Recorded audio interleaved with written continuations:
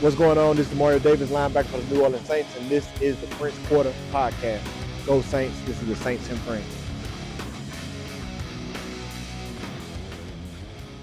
Et salut à tous, bienvenue dans ce 18e épisode de la saison 3 du French Quarter Podcast.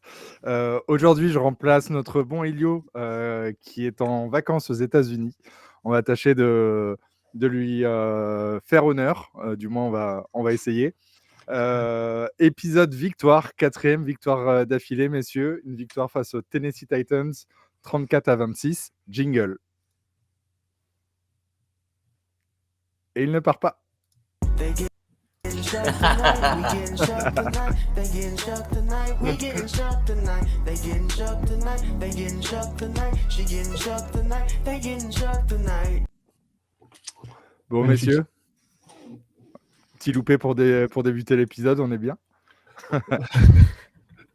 Comment allez-vous? Est-ce que vous avez passé un bon Noël, un bon réveillon en famille?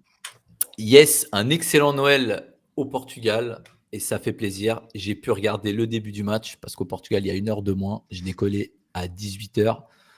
Donc, c'est magnifique. Et quand j'ai embarqué, j'étais persuadé qu'on a gagné. C'était au moment où Chase Young récupère la balle. Je me suis dit, ça va le faire. Bon. Et au final, c'était un peu plus serré que ce que je pensais. Mais c'est une belle victoire à la Saints jusqu'au dernier drive. Magnifique. C'était mon cadeau de Noël. Bon, merveilleux, merveilleux. Et toi, mon bébé, comment tu vas? Eh ben écoute, ça va très bien, vacances de Noël, je suis en repos et tout va bien. On a fait petites vacances, alors nous on part en vacances en Belgique, on est comme ça, mais on a fait petit tour en Belgique et j'ai vu le match depuis la Belgique d'Anvers et c'était plutôt un match assez plaisant et on a fait un peu du Saints, quoi, un peu difficile au début, mais une petite fin de match explosive et assez haletante et un grand Tyler Shock, encore une fois. Et toi, John, comment va? Écoute, ça va. Moi, pas de vacances de Noël, mais aller-retour dans la belle famille, assez sportif sur 2 jours. Mais écoute, on est là. La victoire fait plaisir. Le mood de l'équipe, notre mood aussi est bon. Ouais. On est sans Elio, donc tout va bien. On l'embrasse. On lui envoie des bisous et évidemment, il va nous manquer ce soir. Mais ça va. Est-ce que vous êtes chaud pour attaquer l'épisode? Yes, Allez, bonne go. humeur. Allez. Comme d'habitude, on va passer aux statistiques. Concernant l'attaque, d'abord, on va parler des Titans. Donc, Cam Ward qui a lancé 21 ballons sur 40, qui a passé pour 251 yards et 2 touchdowns. Il a été saqué 4 fois. À la course, on a Tony Pollard qui nous a un petit peu ouvert, mais on s'attendait peut-être à pire. On avait identifié que c'était la menace principale. 18 courses pour 85 yards, 4,7 yards par portée, 0 touchdown. Globalement, les Titans sont courus pour 108 yards, 3,9 portées.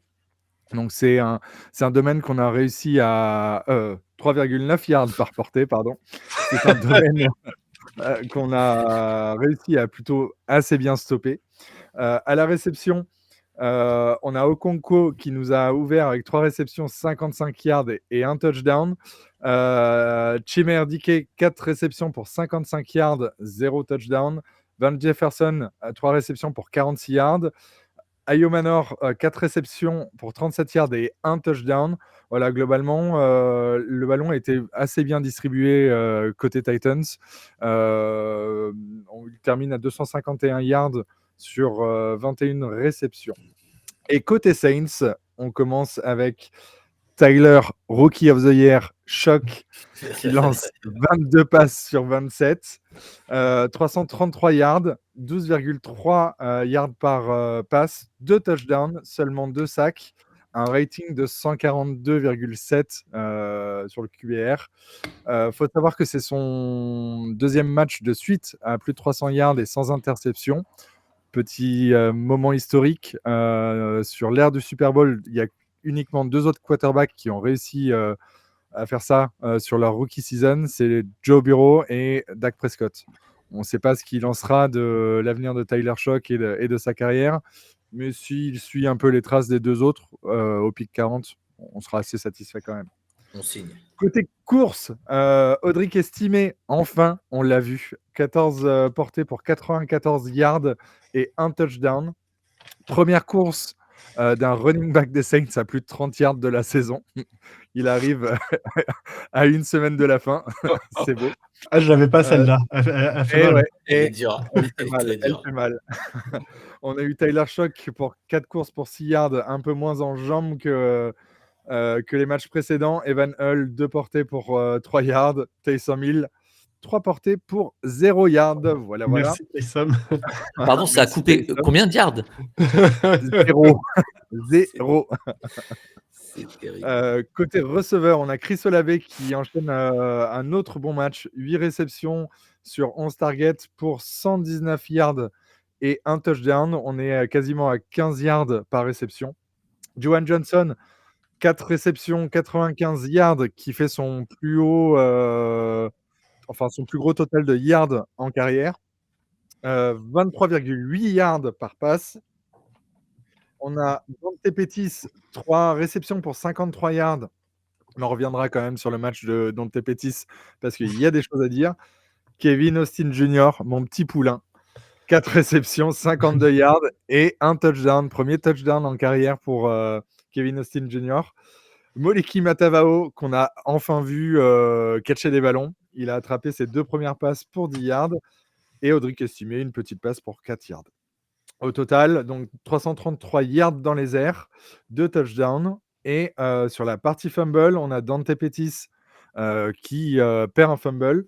On a Tyler Shock aussi. Ça a été un cafouillage qui a été récupéré par Luke Fortner qui la perd ensuite. Globalement, on s'est fait un petit peu ouvrir. Et en face, on a Cam Ward aussi pour un fumble perdu. Voilà pour la partie stats. Qu'avez-vous pensé globalement de l'attaque ? Si on parle, vas-y, je démarre, Alexis, si ça te va. Si on parle de l'attaque ou du match, il a été un peu en 2 temps, globalement. On a eu quand même une première mi-temps un peu complexe, un premier quart-temps qui a été très très difficile, où on a quand même subi la D-line des Titans et un Jeffrey Simmons qui nous a fait quand même énormément de mal à l'intérieur de la ligne, sachant qu'on a une intérieur de ligne qui est plus que poreuse, qui est faite de remplaçants. Donc, entre ça et les DBs qui n'étaient pas trop mal, leur DBs qui n'étaient pas trop mal, on a fait quand même un début de match qui était un peu difficile. J'ai eu quelques actions en tête de Jeffrey Simmons qui fait mal à Tyler Shock sur un sac, ou même Estimé qui vient Estimé qui vient se prendre une épaule complète de Jeffrey Simmons. Elle a dû faire un peu mal. Et ensuite, il y a une sorte de déclic sur la deuxième mi-temps, là, et ça commence à s'enchaîner. Et ça, c'est ça qui m'a fait toujours plaisir, c'est qu'on a quand même cette continuité dans match après match entre le coaching staff qui s'adapte, Tyler Shock qui prend pas la presse, qui prend pas trop qui a pas peur, qui reste concentré, et on arrive à avoir une sorte de déclic et on bascule dans le match et on arrive à reprendre un peu les rênes. Il faut quand même savoir qu'on a mis 0 points en attaque sur la première partie de match, et donc, alors qu'à la mi-temps, il y avait 13-10. Et donc, les points viennent de la special team et de la défense. Mais cette deuxième partie, je vais peut-être laisser un peu plus développer vous autres, mais cette deuxième partie a été quand même assez incroyable. Et même pour quelqu'un qui regarde du football sans forcément être fan des Saints ou des Titans, la deuxième mi-temps a été quand même sympa à regarder en termes de foot, parce que c'était vraiment assez dingue. Ça s'est rendu coup sur coup. C'est un match agréable. Ouais. Bah, vas-y, tu peux continuer si tu veux sur la part de la deuxième mi-temps. Non, John, mais vas-y, Alex, tu semblais chaud. Chaud bouillant comme Tyler Shock, mon nouveau quarterback préféré. Oh, dis donc, ça y est. Il progresse. Pour compléter un peu ce que disait Bertrand, on a mal commencé, on n'a pas forcément fait les bons choix en attaque. Mais je ne sais pas si vous avez eu cette impression-là. enfin, au moment où je monte dans l'avion, comme je disais tout à l'heure, j'ai embarqué à ce moment-là, je suis persuadé qu'on va gagner. Je peux mettre une testicule à couper qu'on va gagner ce match. Parce que les mecs vont pas tenir ce rythme. Et j'avais ce sentiment que il est sûr de lui, le Tyler Shock. Il prend le sac, il se relève, il va sur la sideline, il revient. Je sentais que ça allait le faire. Et en deuxième mi-temps, on a été appuyé par le jeu au sol. Et à chaque fois, je ressors cette même phrase, mais ça aide le quarterback. Ah bah Il oui. n'a pas beaucoup couru. Je crois que tu disais c'est 14 portées pour Audric estimé. Ouais. Mais 94 yards. Je crois qu'on n'a pas approché les 100 yards depuis un moment. Et du coup, on a eu cette dominance de jeu dans les airs. Pas d'erreur. Avec des courses quand il a fallu prendre des yards au sol, on les a pris. Tyler Shock n'a pas fait d'erreur, il a été solide. Après, voilà, je suis un petit peu obligé, je suis difficile avec Tyler Shock depuis qu'il est titulaire, je suis d'accord.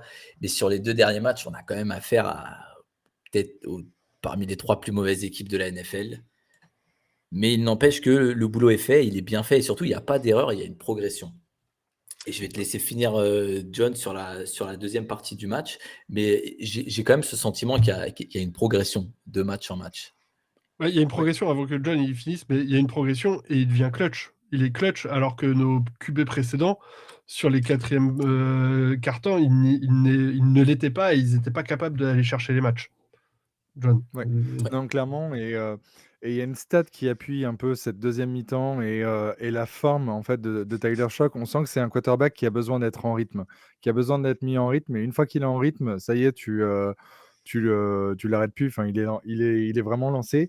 J'ai entendu cette stat qui est assez amusante. C'est le quarterback de toute la ligue qui a le plus grand nombre de yards en moyenne dans le 4e quart-temps. Il est à 94 yards en moyenne sur le 4e quart-temps depuis qu'il est titulaire.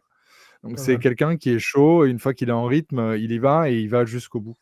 On est sur, mine de rien, une comeback win, comme disent nos amis américains, comme les semaines précédentes, parce qu'on a couru un peu après le score sur certains matchs des semaines précédentes. Et ça montre toute cette qualité qu'il a, cette sérénité et cette confiance, comme disait Alexis. Tu sens qu'il est confiant dans la poche. Tu sens que Kellen Moore a de plus en plus confiance en lui. Et ce que j'aime beaucoup, c'est qu'il élève vraiment le niveau de l'attaque et des joueurs qu'il a autour de lui.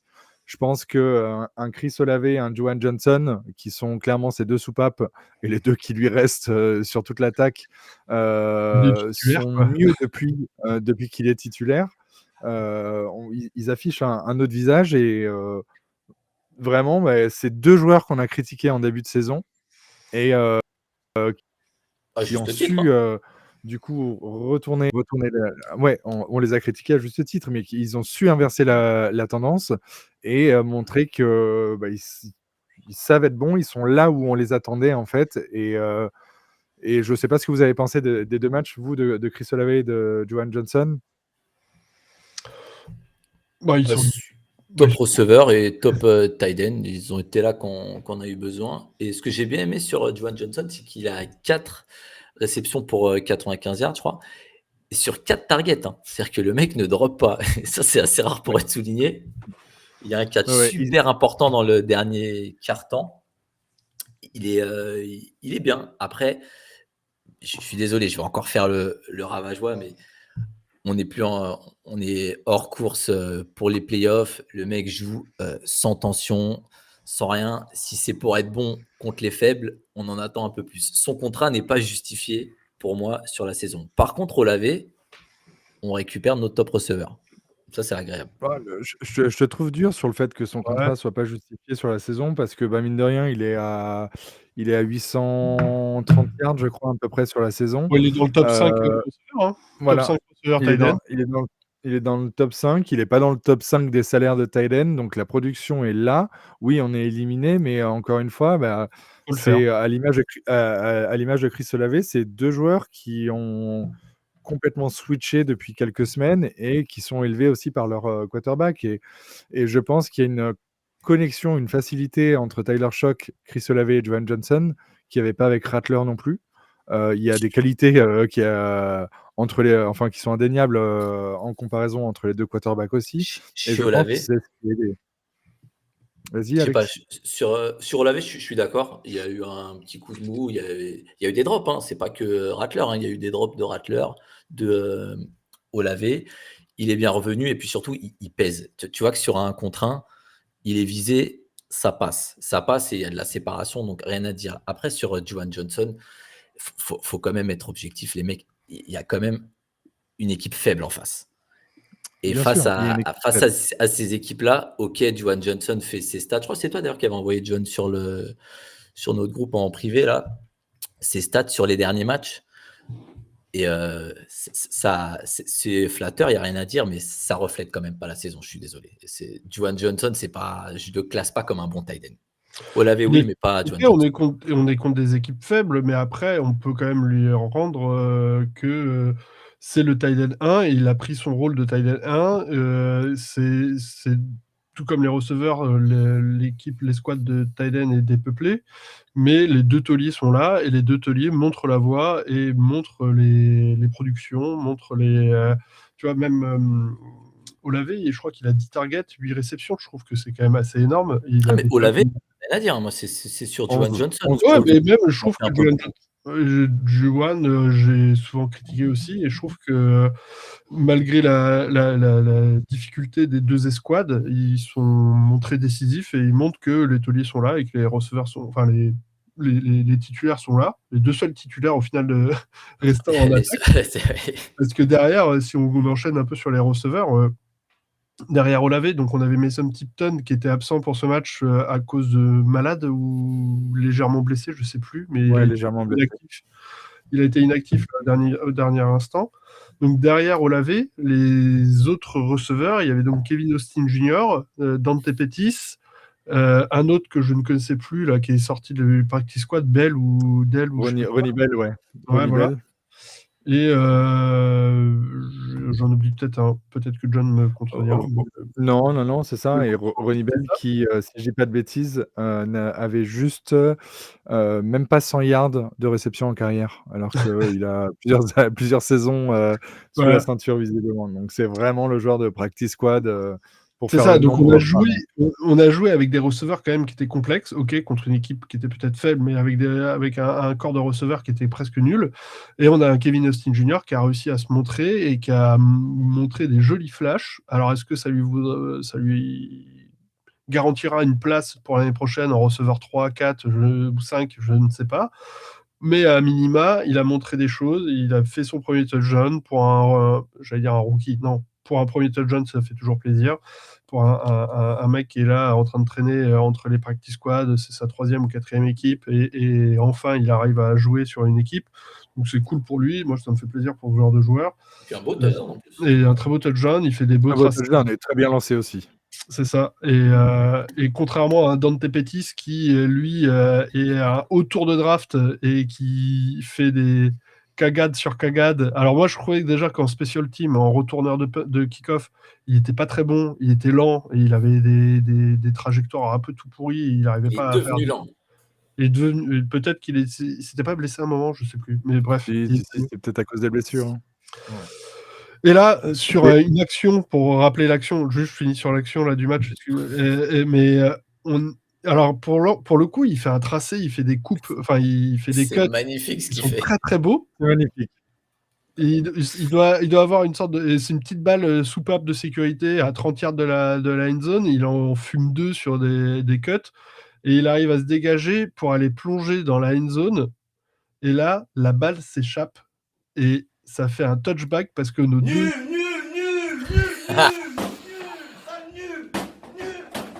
de maïs. Espèce de maïs. Elle est bien celle-là. Mais on a quand même deux Golemons des Saints qui sautent sur la balle et qui n'arrivent même pas à la récupérer. On a Juwan Johnson. Alerte au Google, les enfants. Ce qui est dingue, c'est que moi j'ai cru vraiment, sur l'angle de caméra, j'ai cru vraiment que Juwan Johnson ou l'autre qui saute dessus, je sais pas. L'avait, ouais. il l'avait et non, ça fait un vieux touchback. Mais là pour le coup, j'étais ronchon. Sur le coup là, Moi aussi. Mais généralement, quand tu as deux joueurs comme ça qui sautent sur un fumble sur la end zone, ça donne toujours Ouais, de la toujours. merde. Ouais. Toujours. Quand il y en Ouais. a deux qui vont sur le ballon, ça donne toujours de la merde. Et c'est ce qui s'est passé, ça n'a pas loupé. Non, je te rejoins globalement. Kevin Austin a montré de bonnes choses et c'est un peu le visage qui monte depuis 2-3 semaines. Il sait être là et encore une fois, c'est face à des oppositions assez faibles aussi, mais il a été globalement bon. De là à dire est-ce qu'il aura une place l'année prochaine, je suis pas sûr. Au moins, il sera re-signé en contrat réserve Pour l'année prochaine, ouais.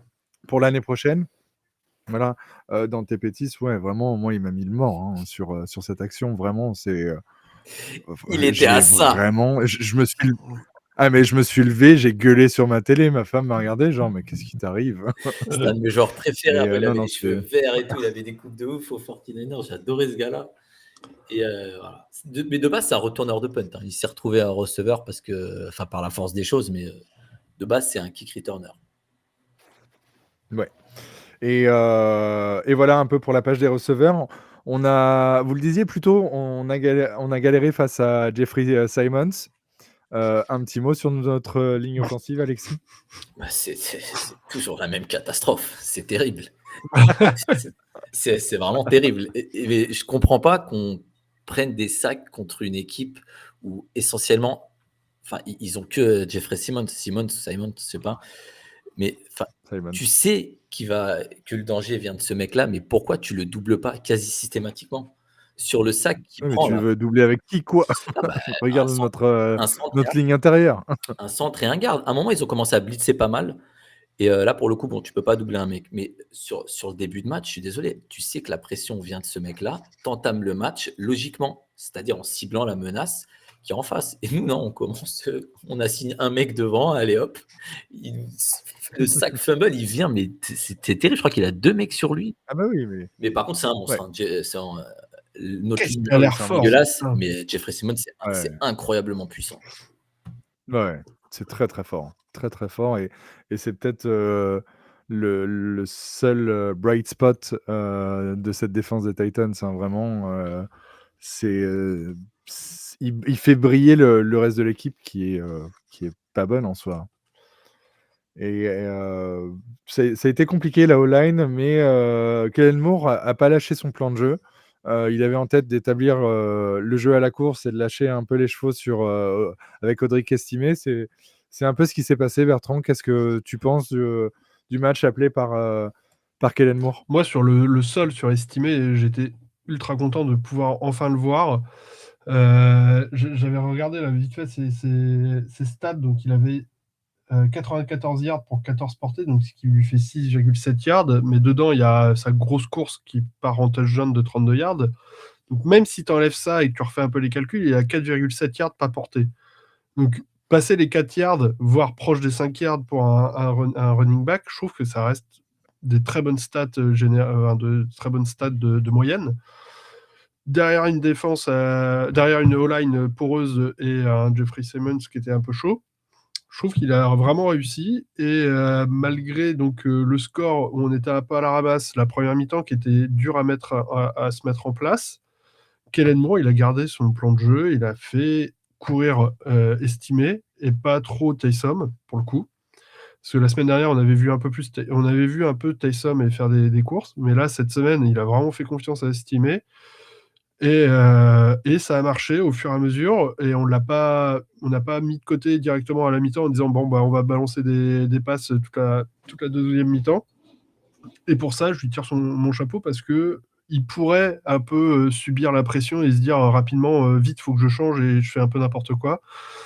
Et de garder comme ça un peu en tête, réussir à s'adapter et à continuer son bonhomme de chemin, là, je trouve que c'est quand même pas mal. Et ça, j'aime bien de sa part. Et avec des joueurs qui sont à moitié des plots, quoi, pour le coup. Ouais, non, globalement, il commence à en tirer un maximum de cette attaque. J'aime bien. Tu sens que les joueurs jouent pour lui aussi. Tu sens que ça accroche bien de tous les côtés du ballon et ça commence vraiment à me plaire. estimé fait un bon match. Il fait son meilleur match en carrière en termes de yards au sol. Hein. Jamais il avait été jusqu'à 94 yards. Donc c'est pas mal. Moi, sur son touchdown, justement, il m'a rappelé un peu le Mark Ingram de l'époque. Attention, Alexis, je suis pas en train de dire c'est Mark Ingram, c'est le nouveau Je Mark te Ingram. surveille. Attention. Mais tu vois, ce petit truc où je vais pour un inside run, hop, non, j'arrive à cutback et repartir à fond de l'autre côté. Sur ça, ouais. Voilà, il m'a rappelé un peu Mark Ingram là-dessus et un peu ce côté dur au mal où je me prends des sacrés tampons, mais je suis encore là sur le terrain. Et j'ai beaucoup aimé. Et du coup, c'est là que tu vois la profondeur aussi du roster des Broncos qui ont laissé partir Audric Estimé et Devon Vele en disant bah, c'est quand même des bons joueurs les deux. Et bah non, les cocos, il n'y a pas de place chez nous. Enfin, les opportunités seront limitées pour vous. Ça en dit long sur la profondeur du roster des Broncos. C'est ce qu'a reconstruit Sean Payton là-bas. D'ailleurs, ils viennent de gagner la division 2 ans après le retour de Sean Payton. Donc, bravo à eux. Ça me fout un peu les boules quand même, mais bravo à eux. Bref. Passons à la défense. Côté défense, chez les Titans, Cédric Gray est le meilleur tacleur avec 12 tacles et un tacle pour perte. On a Jeffrey Simons, 7 tacles au total, 1 sac.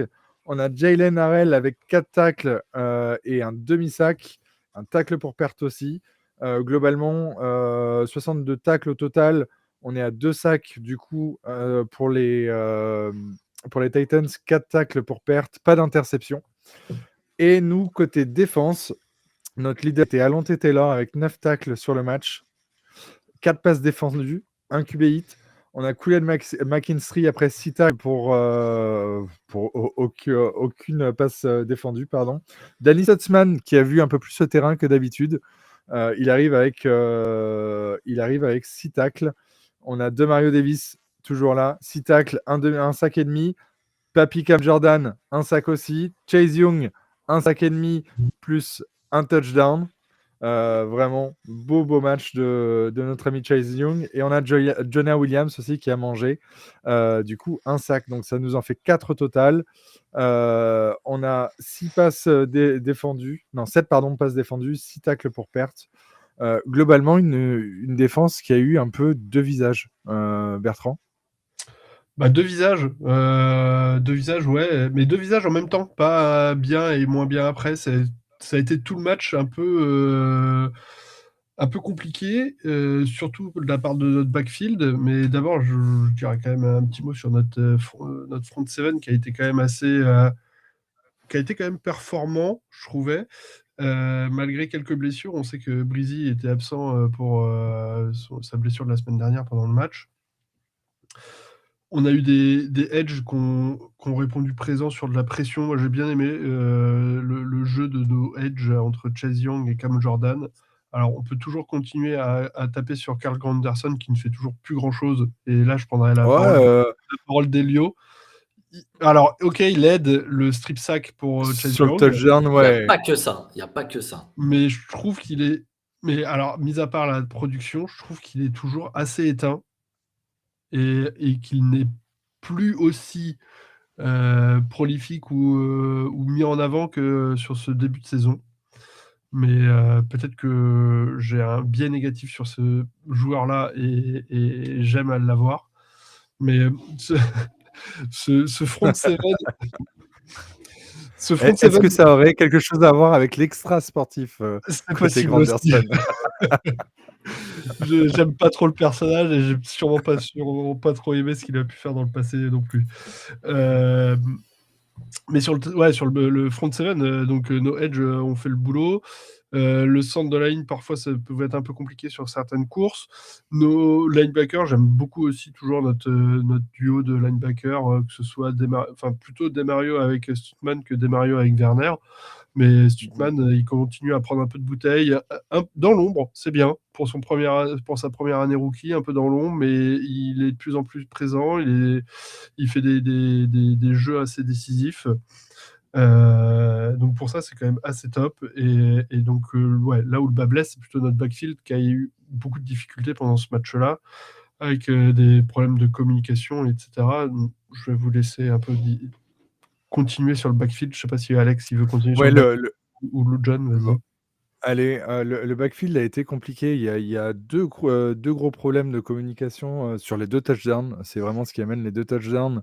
Et à plusieurs reprises, on sent que notre backfield a fait passer Cam Ward pour Lamar Jackson par moment. Ou Patrick Mahomes. Enfin, ça a été compliqué. Moi, ce que je retiens surtout, c'est une faute, une DPI grossière de Justin Reed à ce niveau. En fait, je peux accepter des fautes grossières comme ça d'un rookie, d'un Quincy Riley, d'un joueur en deuxième année, etc., qui ont peu d'expérience, mais un vétéran comme Justin Reed, ça me fait chier de le voir faire des DPI grossières comme ça. C'est ce qui amène Il a le l'air premier. choqué il a l'air de voilà, choqué ouais, de voir ouais. le flag. Alors Mais que personne n'est oui, choqué en tout le fait. monde l'a vu, tout le monde l'a vu à la télé. Tout le monde l'a vu. Mi Ouais, voilà. Vraiment, il était genre. Non, c'est ça a été une prestation compliquée. Hormis, je trouve, Alontae Taylor, où il s'est fait bouffer sur une action et derrière lui, il a rebondi tout le match. Derrière, il a été très bon. Il passe par contre à côté de 3 ou 4 interceptions. C'est ce qui fait la différence entre une bonne défense et une excellente défense. Une excellente défense, il y a interception tous les jours. Tu as les turnovers, ils en profitent et ils tuent le match comme ça. Et du coup, en fait, on a laissé un peu de place à Justin Reed, à Cam Ward, par des fautes grossières ou des erreurs de communication. C'est un peu décevant de la part du backfield, surtout qu'on était sur de bonnes performances globalement depuis plusieurs matchs, Bertrand. Je pense que enfin, moi j'avais l'impression que c'était beaucoup de l'accumulation d'erreurs personnelles, individuelles plutôt, d'erreurs individuelles au fur et à mesure. Comme tu as dit, il y a McKinstry qui se rate sur son plaquage et derrière ça fait touchdown. Alors que horrible. il y avait la passe, a été complétée, il avait avancé, mais normalement il devait arrêter le joueur et il se le prend. Ouais. La DPI, le manque de communication entre Riley et Taylor sur le touchdown, où on sent que Alontae Taylor défonce Riley parce qu'il considère que c'était à lui d'aller couvrir le receveur. Et pour moi, en fait, c'était plutôt de l'accumulation et sur chaque erreur individuelle, ça a fait soit des points, soit des gros gains pour avancer et peut-être pas fort. Enfin, c'est des choses qui se gomment, ce que je veux dire, avec le temps, ou qui se coachent. Et c'est pour ça que je suis pas si inquiet. Je suis d'accord avec ce que tu dis. De toute façon, c'est simple. Hein, pour que ce soit 2 DB qui est le plus gros nombre de plaquages, de tacles, comme dit John, ça me fait rire quand tu le traduis comme ça. C'est que vraiment, ton backfield, il a été malmené. C'est que c'est les mecs, le dernier rempart qui va plaquer. Mais non, sur la défense, alors c'est peut-être mon côté un peu optimiste, mais je leur en veux pas forcément. J'ai l'impression, vous me dites si je me trompe ou si c'est pas l'impression que vous avez, mais quand l'adversaire est faible, j'ai toujours cette impression que si tu as besoin d'être à ce niveau-là, tu vas être à ce niveau-là, plus ou moins. Un peu de suffisance. Voilà, et Ouais. c'est la suffisance, un petit peu de nonchalance, et j'ai quand même l'impression que le match était contrôlé défensivement. Après, je me suis retapé, je ne l'ai pas vu en direct, hein, je me suis retapé le match derrière, mais j'ai quand même ce sentiment qu'on les pousse en troisième, et derrière, c'est une passe un petit peu à la, comment on dit, à la Inch'Allah passe, comme dit Hello, et ils en ont complété pas mal comme ça. J'ai quand même l'impression que la défense a contrôlé ce match. C'est pas une belle prestation, mais c'est... On s'est fait un peu peur sur la fin de match, je trouve, où il y a des 3e et 18 qui passent alors que ça devrait pas passer, ou des 3e et longues qui sont passées. Et ok, c'est contrôlé, le match il est gagné, donc ça va. Je pense que le narratif serait un peu différent s'il y avait eu égalité à la fin du temps réglementaire ou s'ils étaient vraiment remontés. Et pour le coup, ils ont un tout petit peu trop de suffisance, pour moi, je trouve. Mais ça rejoint un peu ce que tu disais sur Granderson, tu vois. Ouais. Et il dégage cette putain de nonchalance. Et là, pour le coup, je te rejoins totalement. Après, sur le rendement du match, non, il est énormément de pression. Et avec son speed move qui passe quasiment tout le temps, ça, il le fait souvent. Il met pas mal de pression. Et vraiment, je te trouve dur sur Granderson sur ce match. Après, sur le côté extra-sportif, c'est dur d'aller contre ça. Moi, je reviens sur le côté. Moi, je reviens sur le côté de la nonchalance. Je suis assez d'accord avec vous. Il y a peut-être de la suffisance, mais il y a peut-être eu de la suffisance, en fait, dans les calls défensifs du match. Cam Ward a eu en moyenne 4 secondes par jeu pour lancer la balle. C'est énorme. C'est énorme. C'est énorme, mais vraiment 4 secondes, tu as le temps de passer l'aspirateur, de refaire tes De lacets, de remettre ton faire ce que tu casque. veux. Tu es bien, quoi. Il était vraiment dans une poche de confort et en fait, j'ai trouvé les appels de jeu de Brendan Staley assez bizarres. Peu de blitz. Du coup, le pass rush a fait le boulot quand il fallait, mais peu de blitz, On a eu beaucoup de couverture en zone sur les troisièmes tentatives où tu avais nos DBs qui étaient à 8-10 yards des receveurs adverses alors que il manquait 4 ou 5 yards pour le first down. Et du coup, on laissait compléter assez facilement Cam Ward. Et alors que tu es face à un QB rookie sur les troisièmes tentatives, mets-lui la pression, fais une couverture en man. Tu lui fous la pression, tu l'obliges à prendre des risques et à lancer, et ça peut peut-être donner un peu plus de cagade. Et je trouve qu'on ne s'est pas rendu la tâche facile en défense à cause des appels de Brendan Staley. Je ne sais pas ce que vous en pensez. En fait, je pense que je suis d'accord avec toi, mais à mon avis, c'est un choix qui a été fait de le laisser lancer. Le mec lance 40 fois quand même. C'est énorme, 40 ou 41 fois. Ouais, c'est beaucoup. Hein.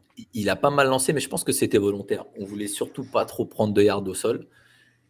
On n'a pas forcément réussi, mais notre défense contre la course, c'est mauvaise sur toute la saison. Ah, ça va. Franchement, 104 yards, on a fait pire. Hein. On a fait pire, mais sur le nombre de fois où ils ont couru, ils prennent quand même pas mal de yards. De toute façon, c'est moi qui fais les stats, je le vois sur les défenses contre la course, on est franchement dans le dernier tiers de la ligue. Mais non, moi je pense que c'est un choix, judicieux ou pas, je sais pas, mais en tout cas ça a marché. C'est de le laisser lancer. Il va compléter des passes difficiles, mais il va pas te trucider sur le match, et c'est ce qui a été fait. Donc je comprends ce parti pris, on va dire, de laisser lancer Cam Ward. Ok. D'autres choses à rajouter sur la défense, messieurs? Non, je pense pas. Eh ben, on passe aux équipes spéciales. Je suis spécial. Cette semaine, on a Charlie Smith qui a tiré 3 field goals. Il en loupe un sur les 3. Mais il en complète 2 assez lointains. Donc, il en loupe un de 47 yards. Il en complète un de 56, puis de 57 yards, qui du coup devient son plus long field goal en carrière.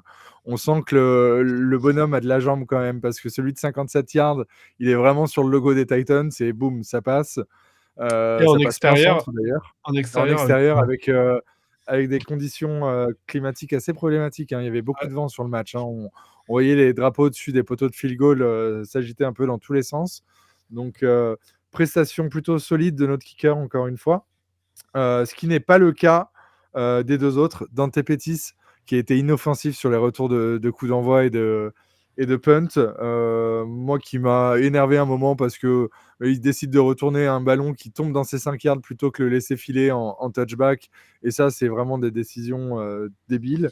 Et Kai Kruger, notre punter, qui a été nul. Hein. Clairement, son punt de 19 yards, là, vraiment, c'est cata, Kruger. Hein. C'est une cata. C'est une cata. Vous vous souvenez de son début de saison? Je me souviens, dans un live Twitch, je disais que c'était le MVP de l'équipe. Et il l'était. C'est marrant quand un joueur est bon et que tu commences à l'encenser. Non, notre avis influe pas sur le joueur. Mais ce que je veux dire, c'est que quand un joueur commence à être performant, on a toujours des attentes. Et en général, c'est là que tu vois le niveau du joueur. Et pour le kicker, c'est ce qui va arriver. Tu commences à avoir des attentes parce que tu vois qu'il a une jambe. Et en général, la saison suivante, souvent, ça s'effondre. Là, il rate un field goal de 43 yards, le plus facile des 3. Et il y a un extra point qui tape le poteau. Tape le poteau. Hein. On n'était pas loin de la cata. Ouais, on n'était pas loin de la cata. Donc, pour moi, je ne peux pas dire qu'il a fait un bon match. Mais voilà, c'est... Moi, je suis d'accord avec Alexis sur Charlie Smith. C'est que... T'inquiète, il n'y a aucune référence. Je ne fais pas de cagade. Non, mais je suis très content de l'histoire du fait qu'il vienne du parcours international, qu'il il kickait pas il y a encore 3 ans, etc. Ça manque encore un poil de. Je me suis pas senti rassuré à chaque fois qu'il va kicker, sachant qu'il y a il y en a qui passent un peu proche des poteaux et certains qui sont encore à l'extérieur. Et c'est pas une assurance tout risque pour avoir notre kicker l'année prochaine. Faut qu'il continue encore à bien progresser et à être plus régulier. Et c'est vrai qu'en plus, il a des techniques de pied où tu vois la balle partir un peu à droite, puis après revenir par les effets de. Ça m'a fait peur, ça. Hein. C'est vrai que ça fait un peu bizarre quand tu as la caméra derrière les deux poteaux et tu fais oula, ça part à droite, et non, ça revient, et là tu fais heureusement, mais c'est un peu flippant ça en direct. Voilà. Mais oui, après, Kroger, le punter, nul à chier. Ouais, voilà. Morale de l'histoire, en fait, quand Alexis dit qu'un joueur est un MVP, ne l'écoutez pas parce qu'on a vu ce que ça a donné avec Spencer Rattler, on voit ce que ça donne avec Kyle Kroger. Faut arrêter de l'écouter. On prend Alexis pour les quotas et voilà. Messieurs, on va passer au top et au flop du match. On va commencer par les tops et on commence par toi, Alex. Alors, le top, on n'en a pas forcément beaucoup parlé. Ce sera sur la défense et c'est Chase Young. Parce qu'il est nonchalant, comme Granderson. Mais tu as quand même ce truc de. Ouais, mais il est meilleur. Déjà, il est meilleur. Mais ce touchdown est magnifique. Il lui arrache la balle des mains et il court et il garde sa vitesse. Le mec, c'est un athlète. C'est tout ce qu'on a besoin dans cette défense. Donc, c'est mon top. Et protection de balle à revoir. Mais voilà. Pardon. Oui, protection de balle à revoir de la part aussi de Chase Young parce que porté bout de main, il y avait le défenseur qui cherchait juste à taper dessus juste avant de rentrer dans la end zone. Mais oui. Et pour compléter ton top, du coup, Alexis, il faut savoir que Chase Young, du coup, est à 9 sacs en 11 matchs joués cette saison. Et 9 sacs, c'est son meilleur total en carrière. Le précédent total était à 7 sacs et demi. Waouh. Et là, il est à 9 sacs sur la saison en 11 matchs, je tiens à le dire. Bertrand, ton top? C'était aux 49ers ou au Washington Les 49ers. Entre les deux, en fait. C'est la saison où il était à cheval, où il a commencé à Washington et terminé aux 49ers. Alors, mon top, moi, je vais prendre, vu qu'il a pris Chase Young, je vais prendre estimé. Donc, petit coureur et vas-y, gamin, continue. Après, peut-être que ce sera difficile aussi pour l'année prochaine d'avoir une place dans le roster, mais c'est possible. Voilà. Continue. Pas plus. Et toi, John? Écoute, j'avais envie de dire Tyler Shock juste pour ressortir le jingle, mais je vais rendre hommage à Papy Cam Jordan. Papy Cam Jordan qui du coup est à 9 sacs et demi, qui est notre meilleur plaqueur. Il est à un demi-sac des double digits comme disent les Américains. À 36 ans, c'est beau. Et il faut savoir que du coup, c'est sa 7e saison où il est à au moins 9 sacs sur toute sa carrière. Donc, bravo pour la longévité. Bref, vous m'avez compris. Voilà, longévité. La longévité. Alex. Et je veux juste ajouter un truc, une caractéristique de Cam Jordan, c'est qu'il a ce truc un peu comme Chase Young d'être clutch. Et sur le dernier drive, il rush à 2. Ils sont à 2 sur lui et c'est lui qui va mettre la pression, qui va faire que Ward se débarrasse n'importe comment de la balle. Donc, même à cet âge-là, il continue à être clutch. Donc, bravo, Papy. Ouais.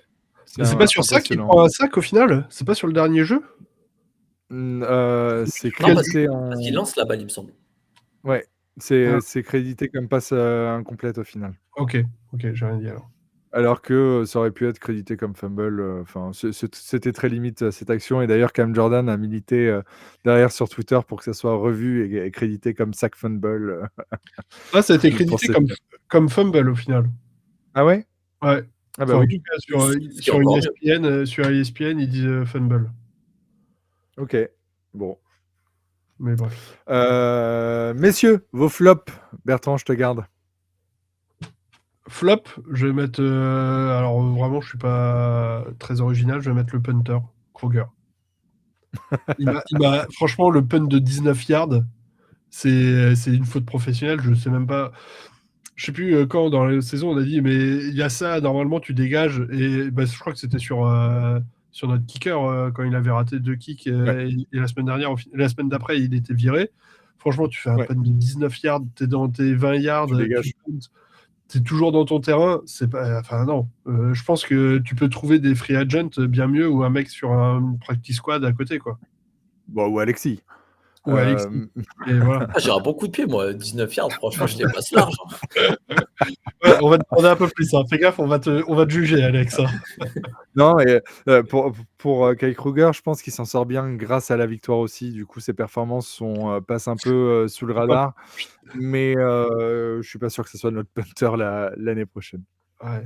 Déjà qu'ils finissent la saison, c'est comme dirait Elio, c'est un peu Make a wish. Voilà. Tu m'avais vu y arriver. Même quand il n'est pas là, il est là, notre Elio. Bon, et toi, Alex, ton flop? Alors, mon flop, ça va être le même qu'il y a 2 semaines, du coup. C'est Taysom Hill encore. Franchement, c'est dur, hein. J'ai vraiment l'impression qu'il n'a plus rien à faire dans cette équipe. Même quand on le fait courir, ça ne marche pas. Tu sais que ça ne va pas marcher. Pourquoi le faire courir? Tu fais courir ton fullback ou je ne sais pas, mais... T'as pas de fullback. T'as plus de fullback. Non, t'as plus. Mais je sais pas, ça m'embête de le voir finir sa carrière comme ça, tristement. Il faut savoir s'en aller. Ouais, c'est dur. C'est dur. Tu dis c'est dur ou t'es dur, Alexis? Non, c'est dur. Ah, c'est dur, ok, d'accord. C'est dur. Ouais, c'est un peu dur de le voir un peu comme ça, mais... on a eu son jubilé la semaine dernière, c'est bien. C'est ça, ouais, pour le coup, on l'a eu la semaine dernière, ouais. Ouais. C'est marrant qu'il n'arrive pas à être... Il n'y a pas cette constance aussi bien dans les jeux que dans le joueur, là, d'une semaine à l'autre, où Après, la D-line en face cette semaine n'était pas la même que la semaine dernière non plus. Hein. Ouais, mais tu vois, il Quand aurait t'as pu Jeffrey Simons sur le centre, c'est compliqué de courir. Mais il aurait pu apporter un peu sur le jeu de course, ou le jeu de passe, pardon, ou sur... vu qu'on a une escouade de receveurs un peu dépeuplée, il aurait pu être un peu le tight end 2 ou 3, parce que même derrière Juwan Johnson, on a quasiment plus grand-chose. Enfin, Matavao... Ouais, mais même... Franchement, on n'a plus rien. Et Jack Stoll se blesse sur le match aussi. Stoll se blesse à la première action. Premier jeu, il se blesse. Donc, autant dire qu'on n'avait que Matavao derrière Juwan Johnson. On est d'accord. Et moi, pour mon flop, Dante Pettis. Hein. Ah, voilà. Nul, espèce de maïs. Nul, espèce de maïs. Juste pour ce fumble qui est impardonnable, c'est mon gros flop. Attention Dante, hein, c'est 2 semaines de suite là. De mémoire, c'est quoi? C'est une protection de balle qu'il a mal assurée ou il tend la main, il tend le bras pour essayer de rentrer? Non, on lui tape de l'arrière. C'est en courant. On lui tape de l'arrière et c'est en courant. Il a le ballon dans le bras, mais tu vois, tu t'approches de la end zone, tu vois que tu as 2 défenseurs devant toi. Putain, mais les 2 mains en fait. Ouais, bah ouais. Surtout quand tu arrives en end zone. Bah, c'est ça. Parce que je croyais que ça m'a fait penser au fait que tu vois, les joueurs qui lancent la balle en avant, enfin qui tendent le bras avec la balle en avant pour essayer de passer la end zone avant le corps, mais que ça fait touchback parce qu'ils se font taper dessus. Ça me faisait penser aux Patriots, je crois, avec Bill Belichick, où ils avaient interdiction de faire ce genre de jeu. Ils n'avaient pas le droit de tendre le ballon et sinon ils se faisaient genre virer, enfin ils se faisaient bencher direct et que c'était une interdiction de faire ce genre de mouvement par peur de perdre la balle et de faire un vieux touchback. Mais c'est là, des organisations sérieuses, ça. Je sais pas si c'est sérieux ou c'est à la vieille école, mais là c'était pas le cas. Donc, mais qui protège mieux son ballon, quoi. On pourra demander à Taysom Hill. Il en a fait aussi quelques-unes des fumbles comme ça. Des belles cagades comme ça. Ouais. On est d'accord. Bon, messieurs, c'est pas tout, mais il nous reste un match face aux Pigeons d'Atlanta. Jingle. Le dernier.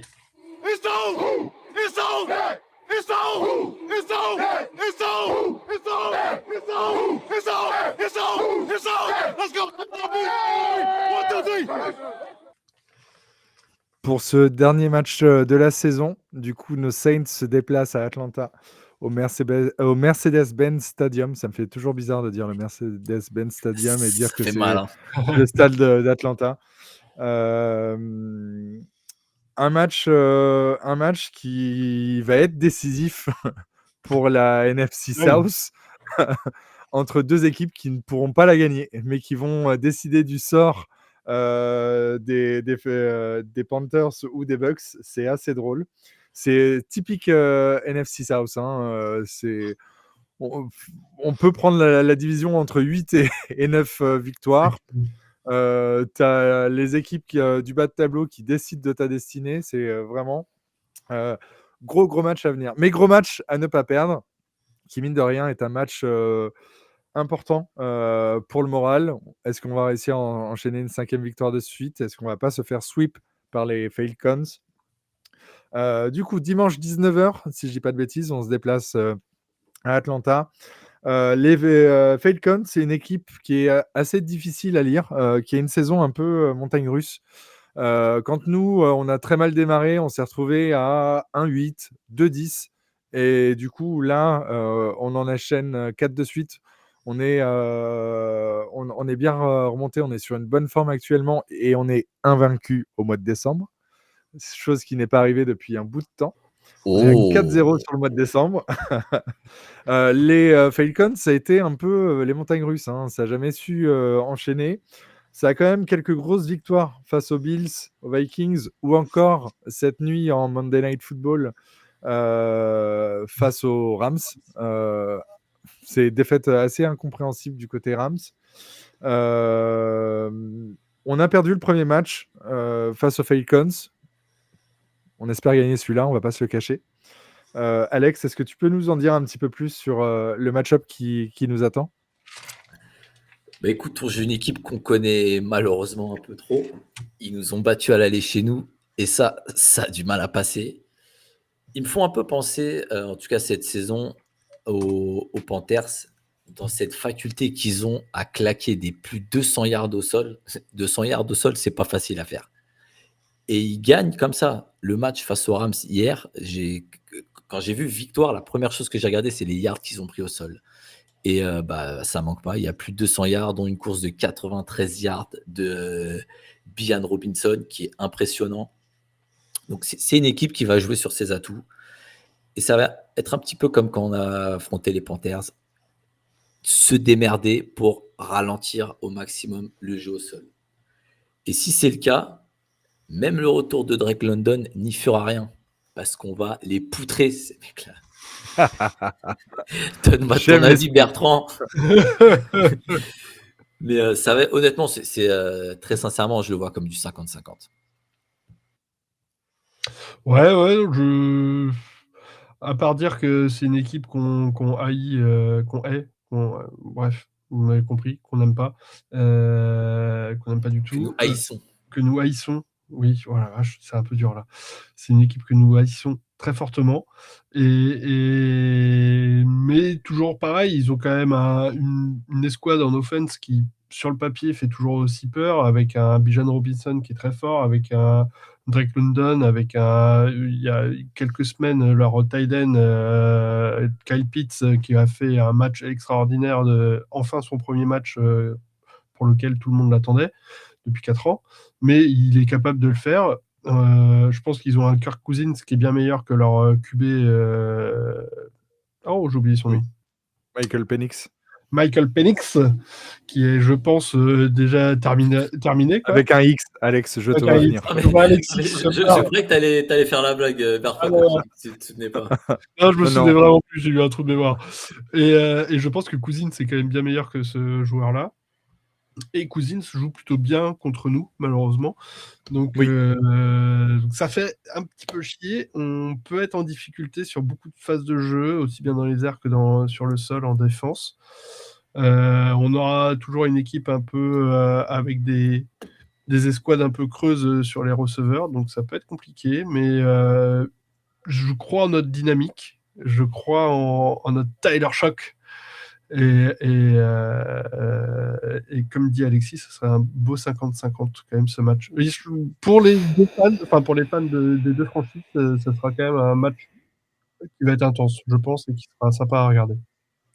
Il y a moyen. Et puis, par contre, tu vois, au niveau du match-up, si tu regardes, leurs forces en attaque sont nos faiblesses en défense.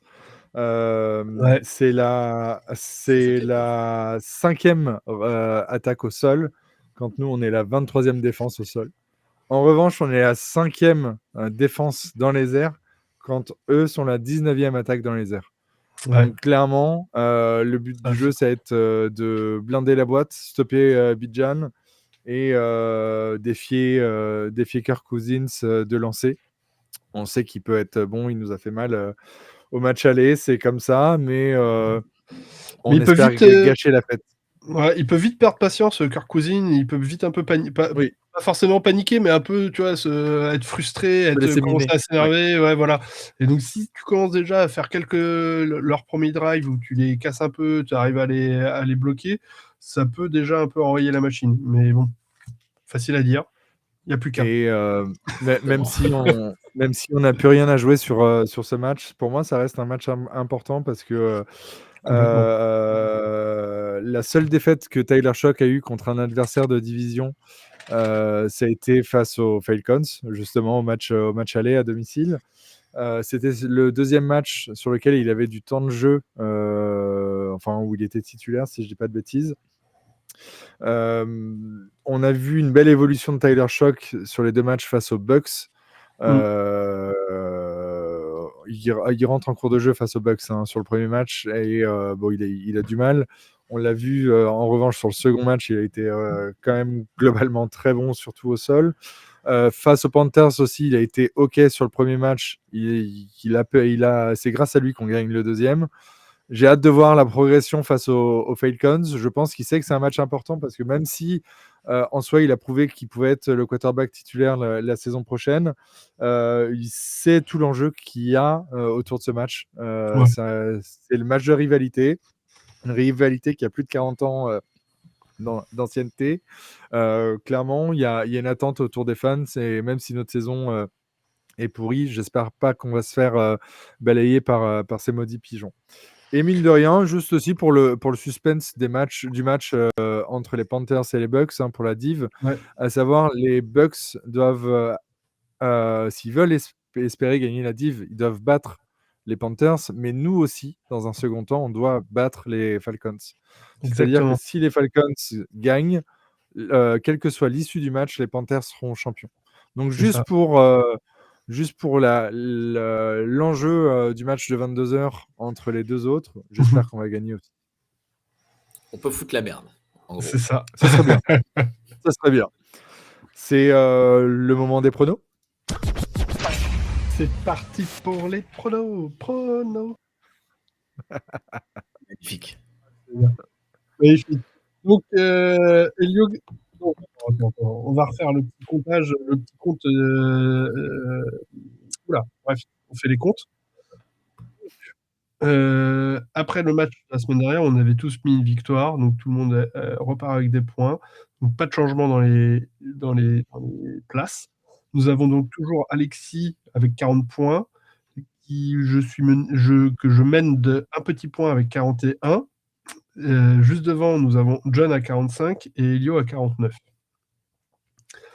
Pour ce match-là, j'ai Elio qui m'a envoyé son pronostic par WhatsApp, donc on sait qu'il a mis une victoire 21-20 pour les Saints. Sachant qu'il était premier. Deuxième, c'est John. Que va mettre John? T'es un malin. Je vous laisse y aller. Je présente ce soir, c'est mon petit joker. Bertrand, à ton tour. Non, c'est moi qui présente la partie prono, donc Arrête, sinon je coupe ton micro. si tu veux tout savoir, je voulais un peu savoir un peu ce qu'allait être dit, etc. Mais je vais la jouer, tu vois, je vais être sympa. J'ai mis une victoire 24-20 pour les Saints. Voilà. C'est bien. Alex? Alexis. Je suis dernier, les gars. Non, mais apparemment, C'est pas le patron a changé les règles, donc on peut rien faire. De toute façon, moi, vous le savez, C'est-à-dire face une aux victoire. Falcons, Tu pourras c'est jamais mettre une défaite. victoire des Saints. Un match à la Saints, 27-24. Très bien. John, qui Je a suis voulu partagé faire entre, cave, là. je suis partagé entre jouer stratégie et tenter le bluff de la défaite et me dire si je gagne, je peux mauvais. rattraper Elio. T'es mauvais. Mais j'ai du mal à me dire qu'on va perdre. On est sur une bonne dynamique. Tyler Shock va choquer la défense des Falcons et on va gagner Pour aller chercher le trophée. 21-17. Ok. Pour aller chercher le trophée du rookie de l'année. Voilà. Très bien. Après, tu sais, on peut faire une dizaine de questions avec 10 points là aujourd'hui. Comme ça, Ah oui, vu qu'il y a pas Elio, Elio. Non, c'est pas vrai en plus. J'ai pas préparé beaucoup de questions, donc il n'y en aura que 2 cette fois-ci. Donc 2 petites questions pour essayer d'aller regratter quelques points. Question numéro 1. Est-ce que vous êtes prêts? Oui, chef. Ouais. Tyler Shock a réalisé un QB rating de 142,7 sur ce match. À quel rang se place-t-il pour un QB rookie des Saints? Alex, Oui, numéro 1. exactement. Bravo, Alexis. Salopard. Yes, sir. Salopard. Putain, il me Le remonte. dernier. Il me remonte. Putain, j'ai filé Ah, 0 bébé, points derrière. Ah, vache. Tu vas voir l'arbitre d'un coup. Il va être beaucoup moins impartial. En plus, la deuxième question est très dure, mais j'avais dit que je m'étais dit sur la deuxième question, je mettais le point à la personne qui était le plus proche. Cette saison, alors attendez, parce que j'ai pas écrit la question correctement, donc je vais devoir la formuler un peu à l'arrache. En premier quart-temps cette saison, quel score avons-nous marqué? Combien de points avons-nous marqué en premier quart-temps de cette saison depuis le début de la saison? Est-ce que c'est clair? Je vois ce que tu veux dire, mais c'est très mal formulé. Ouais, c'est pour ça. Non, mais John, on va pas se faire la guerre. On prend un point chacun, c'est mal formulé, et puis c'est tout. C'est n'importe quoi ce jeu-là. Toute unité compris, Bertrand, ou juste en attaque? Toute unité comprise, de mémoire. Scoré. Les points scorés en premier quart-temps Additionnés sur toute la saison. additionnés sur toute la saison. C'est pitoyable. Je veux dire 29. D'accord. Alexis? 38. Il y a un juste prix. Oh putain. Et c'est John, avec 29 points. Allez! C'est fort. N'importe quoi ce jeu. Bravo. Putain, j'y ai cru en plus. Nous avons marqué que 29 points en premier quart-temps depuis le début de la saison. Triste. Qui est assez pitoyable, et on s'en est pris 115. Nul. Ah la On vache. s'en est pris 115. Différentiel. Voilà. Et du coup, vu qu'il y a un juste prix, il y a un point bonus ou pas? Ah, c'est ça, ouais. Allez, il y a le point bonus. Ouais, allez. C'est ça les mecs de Porto, c'est des tricheurs. Parce que c'est quand même assez beau d'avoir trouvé le juste. Et de rattraper Elio un peu. Voilà. Je te rends la main pour les questions-réponses. Très bien. Très bien, très bien.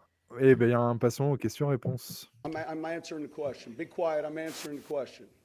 Be quiet. You asked a question, I'm answering it. You let me finish? Next question. Next smart question.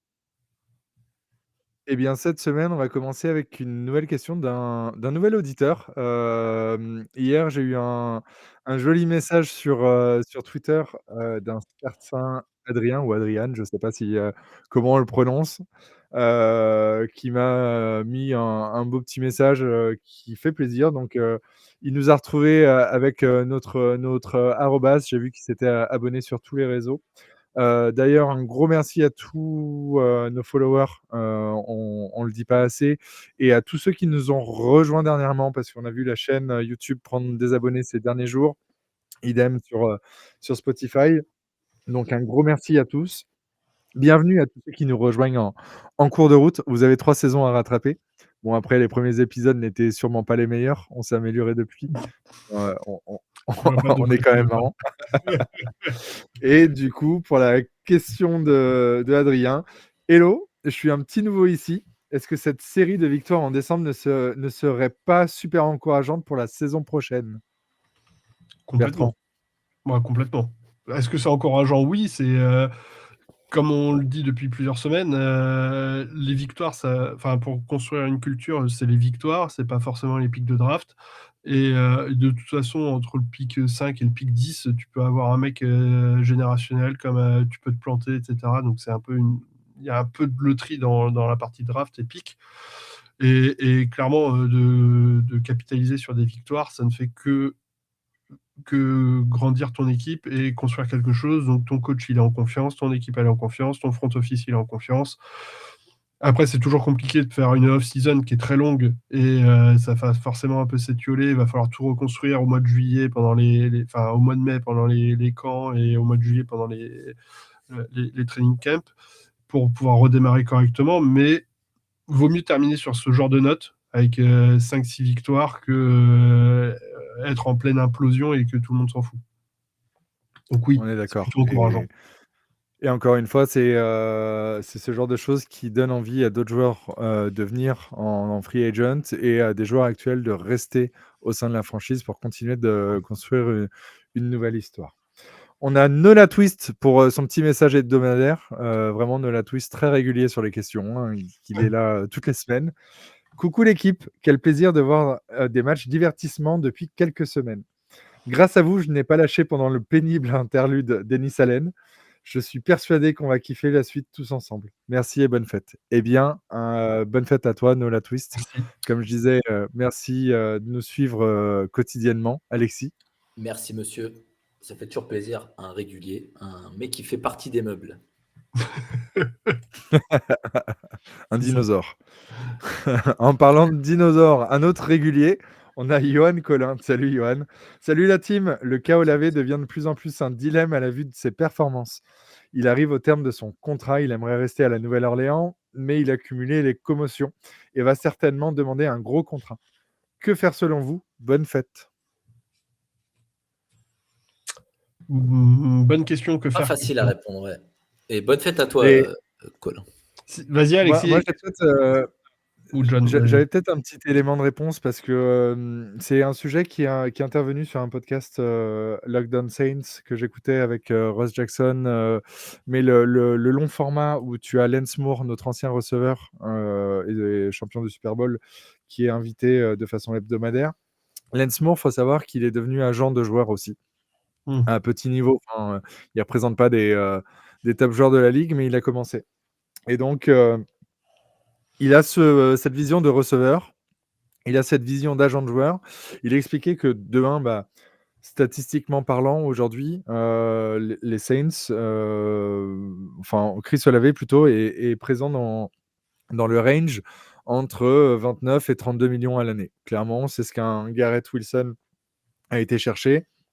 Hormis la saison dernière, à cause de ses commotions, il a toujours produit milliards à la passe, enfin en réception. Il a eu son lot de touchdowns. Bon, cette année, il a 9 touchdowns pour l'instant. On espère le voir passer la barre des 10. Du coup, statistiquement parlant, aujourd'hui, il mérite le gros contrat auquel il prétend sur cette saison. Ça là-dessus, c'est factuel. En revanche, se pose la question de, effectivement, ces commotions et comme en parle Johan, ça doit être le côté inquiétude et va se jouer un peu le jeu du poker menteur entre la franchise et Olave, où l'agent d'Olave et Chris Olave vont dire, bah voilà, ça a été ma production sur la saison, je veux tant. Les Saints vont dire, ok, mais je suis pas sûr parce que il y a eu tant de commotions. Et du coup, il disait que le camp Olave était vraiment en position de force pour la négociation, en disant que il arrive sur sa dernière année de contrat rookie. Et que du coup, très bien, ils peuvent dire à Chris Olave, tu te présentes pas au training camp et faire pression un peu sur le front office pour avoir ce contrat. Il incluait aussi le fait que ça devrait pas se faire, c'est mettre des incentives, des bonus sur le contrat d'Olave parce que c'est un deuxième contrat. Sur le contrat d'un vétéran qui en est à son 3e, voire 4e contrat, tu peux mettre des incentives un peu comme un Cam Jordan, un Demario Davis, etc., avec des paliers de stats et des primes qui se déclenchent. Là, ça serait plus le cas sur un gros salaire garanti. Donc, Est-ce que selon vous, on paye Chris Olave du coup ou pas? Alexis, tu as une réponse? Sinon, après, il y a encore une autre voie, ce serait de mettre un franchise tag. Mais le franchise tag, il est à 25 millions. mais tu forces un énorme. 25. Je crois qu'il est à 25, un truc comme ça. Ouais, mais du coup, tu vois, le franchise tag, Le franchise tag, non. potentiellement, Tu mets pas le bon. potentiellement, Tu donnes pas la bonne image. La bonne image, ouais, en faisant ça. Et c'est surtout qu'entre-temps, le salary cap va augmenter encore une fois. Ouais. Et donc, tu as forcément un receveur qui va péter le record de. Ah, mais c'est pas bon. Moi, je suis de pas d'accord. prix. Les franchise Ouais. tags, je trouve que c'est de la connerie. Parce Et que du plus coup, t'attends, Olave plus va demander encore plus d'argent. plus Bah, t'attends, c'est ça. plus tu C'est un peu ce qu'on a vu avec T. Higgins du côté des Bengals qui a pris un contrat hyper cher. C'est un peu ce à quoi jouent aussi les Cowboys qui payent leurs stars un an trop tard et du coup qui se font braquer. C'est clairement pas la solution. Non, je suis d'accord pour le franchise tag. Et après, il y a. Ouais, sincèrement, c'est du 50-50. Tu sais pas ce que tu vas récupérer derrière. On sait ce qu'on a. Il est capable de belles perfs. Ça reste notre top receveur. Pour moi, c'est con, mais on doit quand même lui donner un gros contrat. Moi, je payerais, mais pas. À contre-cœur. Un peu. Ah, mais sur 2-3 ans. 3 ans, allez. Pas Ouais, plus. 3 ans, c'est bien.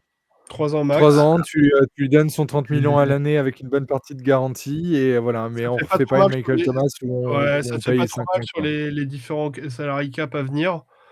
Et 3 ans, tu peux te dire, je peux me libérer plus ou moins rapidement, mais après, avoir avec les void years, les machins, etc. Mais Et tu vois, puis, les 30 millions, j'ai un peu de mal, personnellement, mais après, on va pas C'est- faire tout l'épisode c'est- là-dessus. c'est- ouais. Je trouve qu'il y a aussi une partie Ouais. un peu implication et image du joueur qui n'est pas.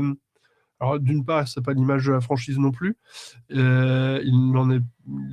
représente pas trop la franchise. Et parfois, je trouve qu'il a ce petit comportement de je m'implique. Enfin, il est un peu en dehors, il n'est pas très impliqué sur le terrain. Ou quand ça va mal, c'est pas lui qui va essayer de remonter le niveau, etc. Comme on peut attendre d'un leader ou d'un receveur leader. Après, Et encore moins son frère. c'est un peu tous des stars et enfin, un peu divas sur les bords, les receveurs. Donc, c'est un peu compliqué aussi. Mais c'est ouais. pour ça. Un peu Mais tu vois, idéalement, tu le payes sur 3 ans, comme tu disais, Bertrand. Tu vas chercher par contre un profil complémentaire à lui à la draft, sur un haut tour de draft, que tu peux du coup développer en parallèle. Et dans 3 ans, tu peux sortir du contrat de Chris Olave assez facilement si ton receveur choisi à la draft performe. Ouais, ça. Voilà, et si tu n'as plus besoin de Chris. Voilà, Johan, une longue réponse. On espère que Une bonne ça va question. t'éclairer un petit peu plus. Mais une bonne question aussi, tout à fait. Prochaine question, elle est pour Alexis. On a notre cher Yabon Dragon, Étienne, qui dit des nouvelles de Michto, donc du compte Twitter perso d'Alexis. Des nouvelles d'Alexis? Il va perdre Internet jusqu'au retour de Rattler ou il va revenir pour demander pardon à Tyler Breeze? Ce mec, on va le foutre dehors. Il va être viré de la commu. Non, mais belle perf de notre Tyler Breeze. On est d'accord. Pas plus, Alexis? Non, Pas non, plus, ça va lui arracher la gueule. En fait. Mais j'attends le match référence contre les Falcons. Là, par contre, s'il me sort je demande pas un match extraordinaire, hein, c'est Tyler Shock, mais s'il fait la même perf que contre les Titans, là, je T'achètes le retire maillot. tout ce que j'ai dit sur lui. Sur AliExpress, mais j'achète le maillot. Ensuite, on a Guilain Dutin. À 2-10 de Mario, disait qu'on n'avait pas l'état d'esprit d'une équipe avec ce bilan. C'était vrai. Si on arrive à 7-10, on aura peut-être raté les playoffs à une victoire près. Si défaite des Panthers dimanche. De quoi avoir quelques regrets, non? Bah, oui et non. Hein. En début de saison, on ne se voyait pas forcément en playoff, donc c'est toujours un peu délicat de juger comme ça. Ouais. On n'a pas avant un dernier match, quoi. On n'a pas l'équipe qui peut aller en playoff. On a l'état d'esprit, ça c'est bon. Mais c'est tout. Ça aurait été mieux le contraire, mais Ça. au moins on a l'un des deux. Ouais, voilà, on a l'état d'esprit, mais après l'équipe, elle est quand même déjà qu'on avait une équipe globale qui était un peu avec des trous. Là, on a énormément de blessés depuis 3-4 matchs. C'est compliqué d'arriver en playoff contre un Seahawks qui va nous ravager la tête, quoi. Et on manque les playoffs de peu parce que notre div est catastrophique aussi. Ouais, voilà. C'est ça aussi. C'est ça aussi. Non, mais par contre, ça reste motif d'espoir pour la saison prochaine. Si on refait une draft comme on a fait actuellement, qu'on arrive à se renforcer un peu en free agency et que la marge de la deuxième année est pas trop haute pour Tyler Shock, oui, Ça. on peut peut-être prétendre à la division l'année prochaine. On va pas s'enflammer non plus. Dernière question nous vient d'un auditeur aux États-Unis qui s'appelle Elio et qui pose une Bonjour, Elio. question un peu private joke Nouveau sur la- pour Alexis. Est-ce que Choc, c'est Joe Burrow? Si seulement. J'ai un message pour les Américains. Gardez Elio. Si Bon, seulement très c'était bien. Joe Burrow. C'était la dernière. Merci messieurs de nous avoir écoutés jusqu'à la fin. N'hésitez pas à nous suivre du coup sur les différents canaux. Vous voyez le bandeau défiler en dessous. @SaintsFrance sur X, Twitter. @French Quarter Podcast sur Instagram et sur YouTube. N'oubliez pas de vous abonner aussi et de noter le podcast parce que ça nous fait monter aussi dans les algorithmes. Ça nous fait découvrir à d'autres personnes. On n'oublie pas les pouces bleus et les 5 étoiles ou les petits commentaires. Ça fait toujours plaisir. Un like, Bertrand. la cloche, comme disent tous les youtubeurs. Je suis pas encore Et- youtubeur, tu vois. Et bravo John pour cette présentation. Je pense C'est ce qu'on que j'allais a. dire. Merci, John. Je pense que Elio peut Merci, rester aux les gars. États-Unis, il n'y a pas de problème. Tu t'es bien débrouillé. Et... Il y a eu le couac quand même en début d'épisode, mais bon. Ça va, ça va. De Écoute, il en fallait une. Il en fallait une. toute façon, Oui, bien. Merci. dans les fêtes, personne ne nous écoute. Donc voilà. Non, je rigole. Oui, voilà. On a gagné Merci, un messieurs. auditeur avec Adrien. Parfait. On se quitte avec les 2 meilleurs mots de la fin. Comme Elio nous fait. Bébert, tu veux faire le décompte? Allez. Hey, Houda, let's go.